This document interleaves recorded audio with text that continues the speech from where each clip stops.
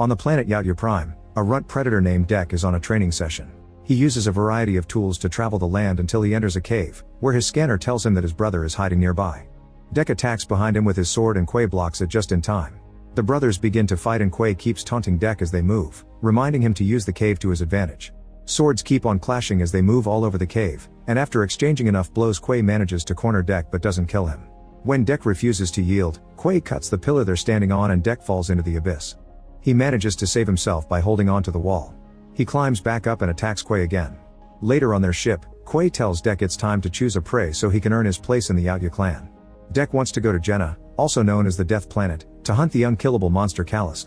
Even their father fears it and that's why Dek wants to go after it. He's tired of his dad seeing him as a weakling. Quay doesn't approve, however Dek makes his vow. At that moment their father Njar returns and Dek welcomes his honor with a sample of his blood. Njar wonders why Dek is alive, revealing he ordered Quay to kill him because he's too weak to be part of the clan. However Quay thinks Dek deserves a chance to prove himself. An angry Njar throws a device that captures Dek and tells Quay to kill him now, but instead Quay frees him and activates his laser to send him into the ship. Then Quay activates his shield to protect his brother since Njar opens fire. After closing the ship to keep Dek from escaping, Quay starts fighting Njar and in just a few moves he manages to disarm him. Njar activates his camouflage cloak but Quay keeps punching, so Njar stabs his hand before chopping his arm off.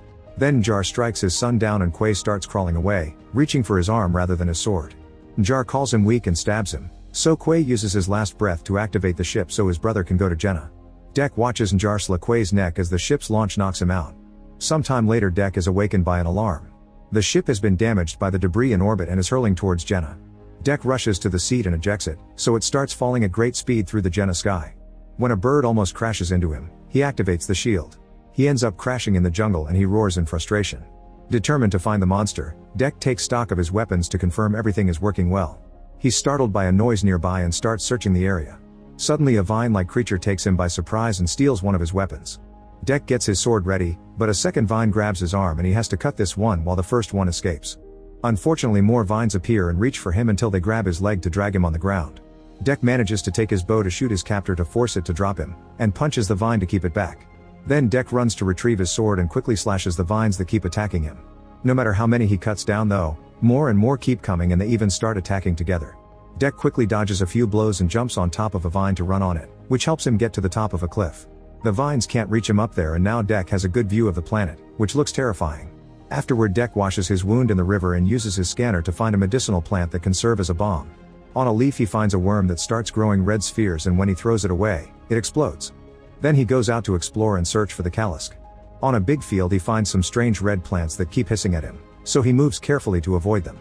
At that moment Dek hears a voice talking in a strange language and looks up to see Thea trapped in a huge nest. Realizing he can't understand her, Thea changes to the universal translator, which confirms she's an android known as a synthetic. Suddenly a Jenna vulture appears nearby and grabs a rock to throw at the strange plants. This makes the pods explode with red smoke and shoot their needles, which Dek quickly dodges. Thea explains that the needles can paralyze him so that the vulture can eat him.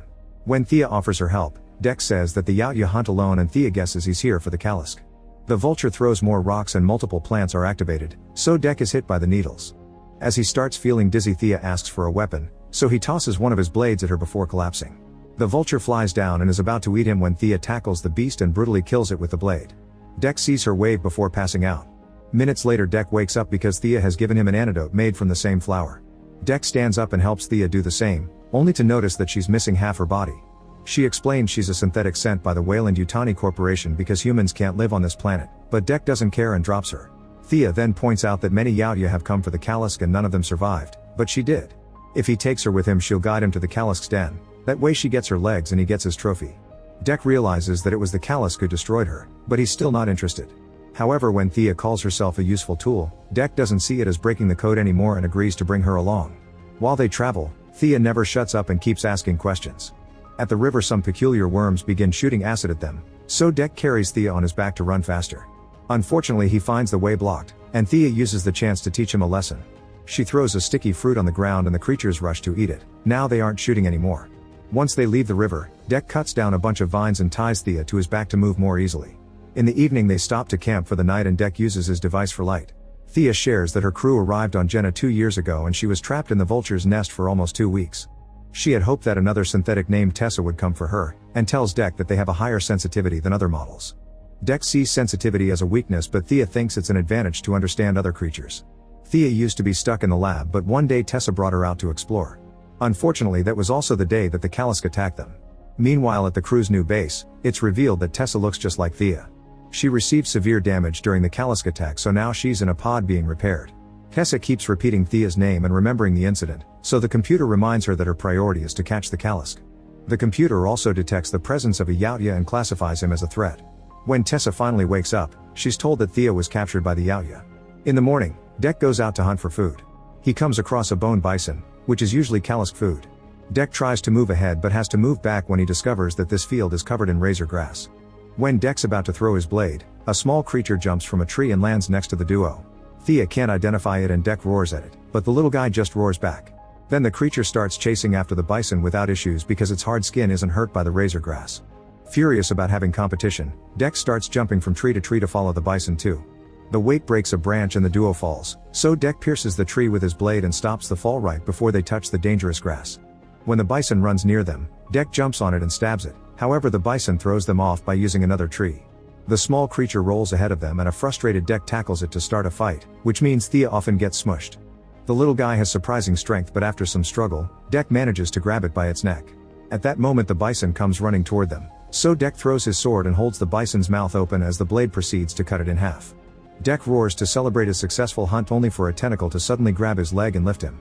The duo has been captured by a Luna bug, whose tight tentacle tongue is stopping Deck from activating his devices. When they're about to be eaten, the little creature jumps into the Luna bug's mouth and blocks its teeth with its hard skin, breaking them. The Luna bug is in so much pain that it spits them out and leaves by walking on the razor grass.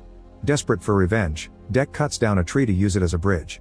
The little creature is rolling down the field already and the Luna bug captures it with its tongue, but at that moment Deck lands on its head. He stabs the monster with his sword and makes a large cut that finally kills it. Meanwhile, Tessa and her crew of synthetics are searching for Thea. They find Deck's pod before they're attacked by the vines. The crew quickly opens fire to slow them down, then they activate their flamethrowers to burn all the vines down. In the evening, Deck and Thea make camp again.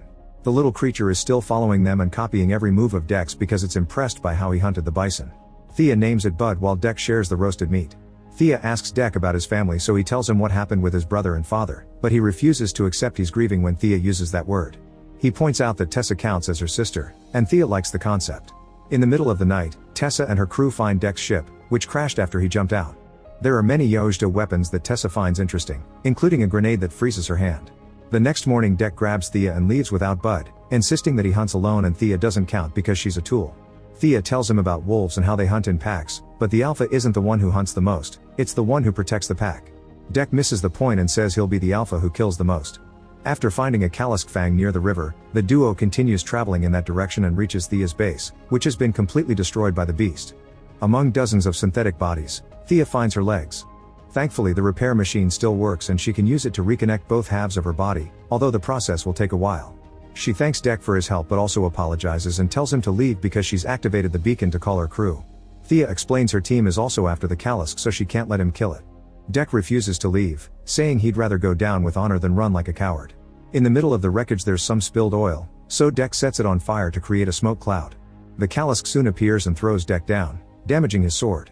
Deck uses a piece of metal as a shield and slides under the Kalisk to slice its belly, then he throws his small blade at its head and cuts its tail. However, the tail quickly regrows and the wounds close because the Kalisk has regenerative powers, which explains why it's considered unkillable. The monster captures Deck and throws it against the repair machine, which causes Thea's legs to fall off the table. When it grabs him again, Del cuts its tongue to free himself. The fight continues and Deck has to dodge several attacks while Thea tries to retrieve her legs. At that moment she sees a gun on the ground and opens fire at the Kalisk to distract it. Deck uses the chance to throw a chain at the Kalisk's mouth and activates a machine that starts rolling up the chain, which drags the beast back. Next Deck takes Thea's gun and starts shooting. When the monster attacks him with its tail, Deck dodges it and closes a storage unit door to trap it. Now he can run up the Kalisk's body and make a big jump above its head to successfully decapitate it. Sadly, this is still not enough to kill it and the head quickly reattaches itself to the body. The Kalisk holds Deck down with its hug paw and sniffs it. The smell it finds prevents it from attacking. The moment is interrupted when Tessa throws a grenade to freeze both Deck and the Kalisk so she can capture them. Sometime later, Deck wakes up strapped to a table in the crew's vehicle. Thea is in suspension mode because she's connected to the repair machine and Tessa has read all her logs.